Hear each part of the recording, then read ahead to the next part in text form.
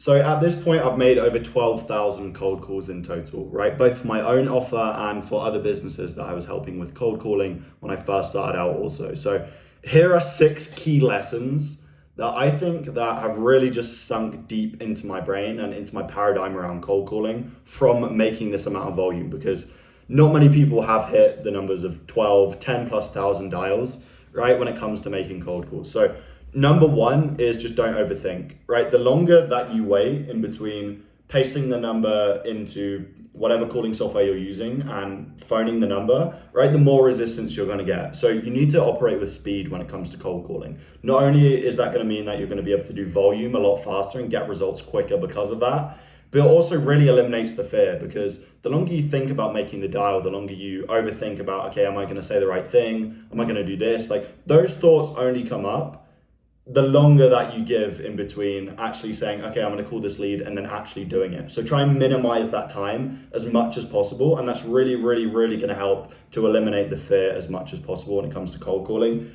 There's no real way to get around fear. Yes, there are mental frames that you can use, such as really understanding like, okay, I'm calling someone thousands of miles away that really just doesn't care what I say. Like, they're going to forget about it in 30 seconds, right? You can use frames like that, but ultimately it literally comes down to just calling the number, right? And just thinking as little as possible. And that's going to come with time, right? Really, the best way to eliminate the fear is just to really just call as much as possible to make fear just not exist anymore. Because don't get me wrong, at the start, it's going to be uncomfortable, right? But the more you do it, the more likely it is to go away. So don't overthink, just dial as soon as possible, move with speed.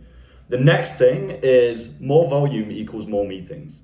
It's as simple as that, right? Don't get me wrong, if you have the worst script in the world, right, you can't simply just do more volume and book more meetings, because if you're not booking any meetings, then you don't have anything to base it off, right? So as long as you have a script that's semi-competent, you know that if I just double the volume, I'm going to book double the amount of meetings, right? That might not show over a small data set, but if you really elongate that over the long term, right, and if you're really doing enough volume over a long period of time, that's going to be the case. So if you just do more, you're going to book more meetings, right? How many people do you know that are doing 200, 300 dials a day?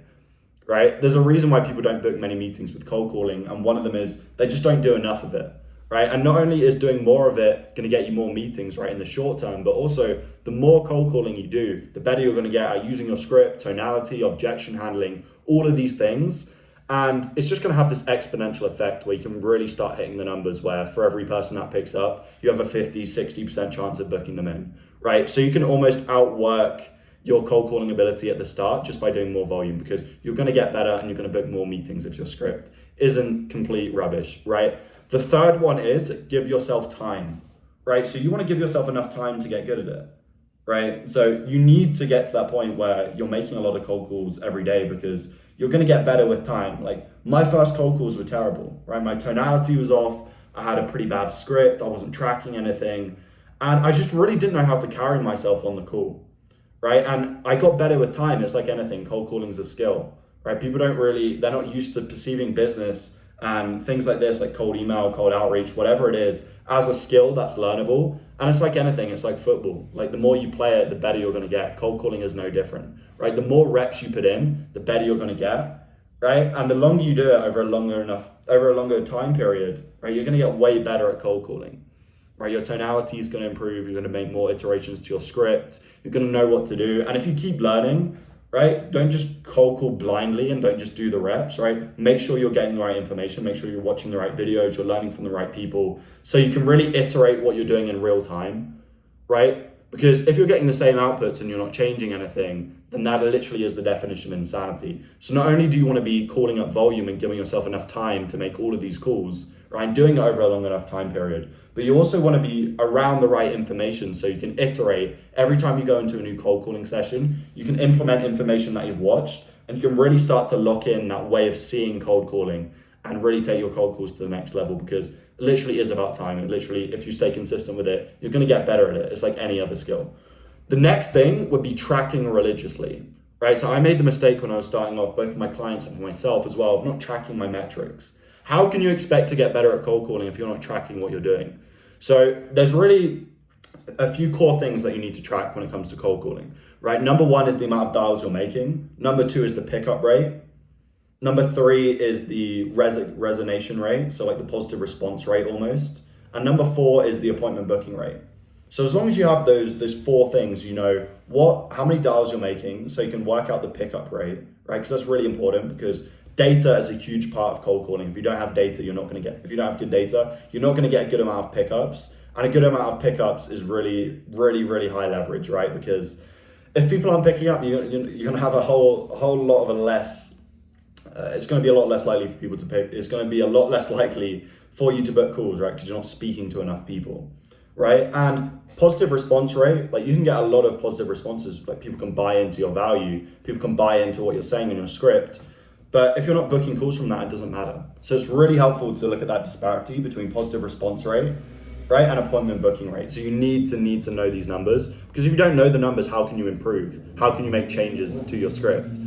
And when making changes as well, not only are you tracking religiously, but you're tracking so you can actually go back and look at the metrics and make those changes, right? It's not enough just to track for the sake of tracking. The whole reason you track is because you can make calculated, data-driven decisions in terms of how can I move forward? How can I keep optimizing? So, right, let's say I'm at a 30% appointment booking rate at the moment. So for every person that picks up, I have a 30% chance of booking them in, right?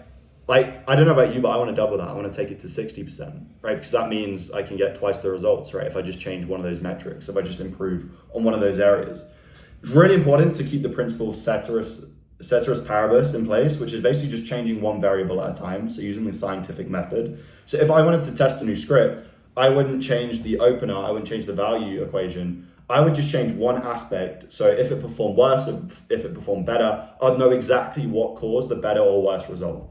Right, so keep that in mind, track religiously, and make sure to improve your scripts, right? Because that's the only way you're going to get better results, other than improving tonality and things like that.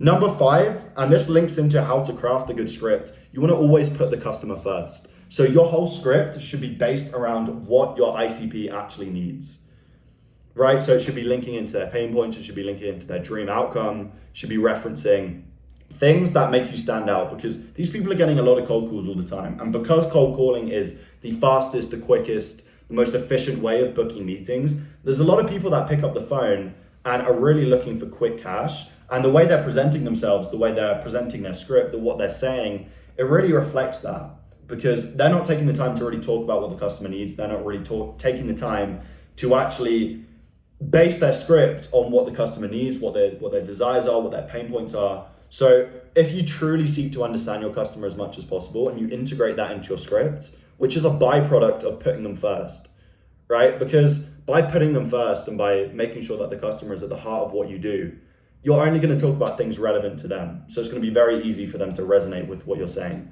right? So make sure that's incorporated into all of your scripts. The next thing is tonality is absolutely everything, right? And this stuff didn't come easy to me, especially when I was starting.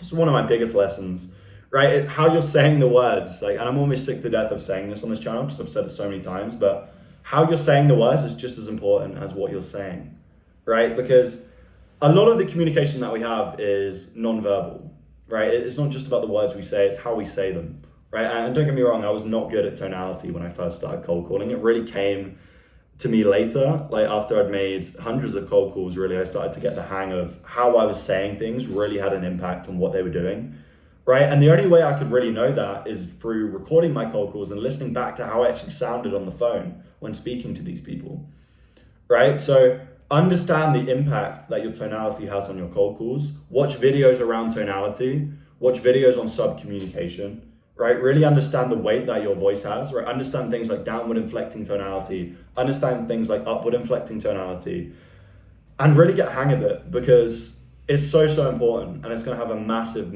impact on what you're doing. Because like I've said many times, right? When you're cold calling someone, they only really have 2 things to go off: what you're saying and how you're saying it.